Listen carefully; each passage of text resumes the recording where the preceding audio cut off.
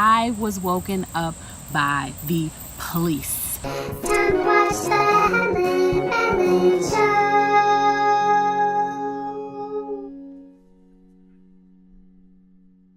Thank you so much for watching this channel. I have so much more new content coming for you, so please like and subscribe to this channel so that you can get notified when I post new content.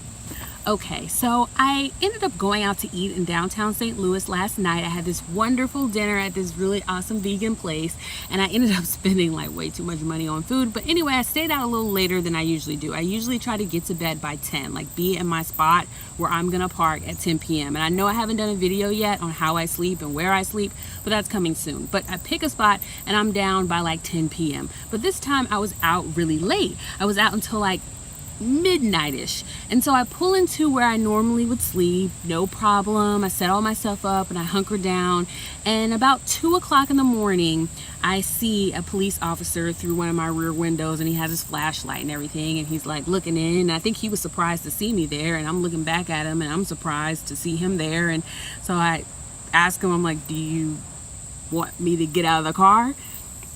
And so we get out of the car and he's asking me what I'm doing, and I just tell him the truth. I'm taking a road trip and I'm staying in my car right now because I have work that I want to do and it's really late. Like, I just tell him the truth pretty much. And of course he runs my plates and everything.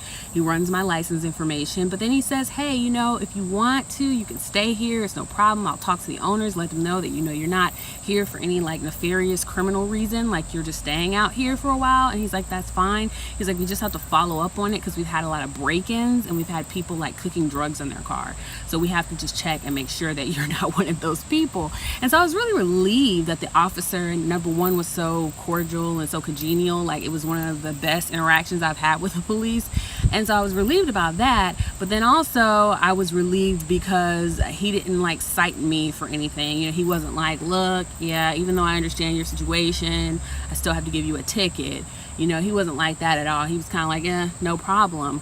But then the other thing that kind of concerned me about it was that now that he informed the staff that I was there, I was concerned that maybe a member of staff might come and investigate for themselves. And, you know, they're not police officers, so I didn't necessarily trust them or know them or whatever. So I didn't really sleep much last night at all. Like, I got like an hour of sleep last night. And so now I'm definitely rethinking the setup of my car and rethinking the places that I sleep, because even though nothing happened in that situation, you never want to come in contact with the police. There are two things which I think really stood out to me in this experience. The first one is something that I should have known. I should have known that staying out late and coming into the parking lot really late at night was gonna raise red flags for people. It's one thing when you show up at like 9 p.m. and there's a bunch of other cars around going into establishments and you kind of just blend in. It's another thing when you show up at like midnight and there's hardly any cars and you have all your windows blacked out. It's kind of like, that's suspicious. Kind of learned my lesson about that. If I'm gonna stay out later, I really need to think about where I'm gonna park and if I need to park in the same areas, because it might not be the same dynamic later as it is earlier. The other thing, as I mentioned briefly before, is that I do block out all my windows in my car when I sleep.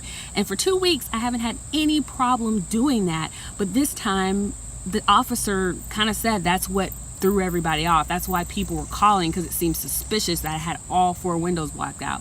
And so now I'm rethinking my setup. And to be clear, having all 4 windows blocked out is a common method used by people that live in their cars. So it is one way that you can go, and there's nothing wrong with that if it's working for you.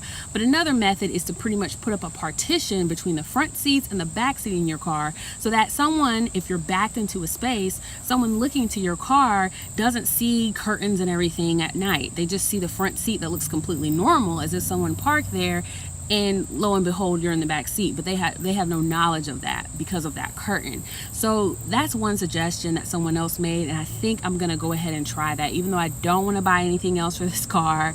I don't want to put any more like money into buying stuff like trappings for the car. I think it's a good investment, especially as I head further out west, because I've heard they're a lot more strict with people living in their cars out there. Just very quickly, I want to go over interacting with the police in this situation. Now, I'm not making a commentary on the recent police shootings and all of that. I'm specifically talking about people that are living in their cars in this specific situation.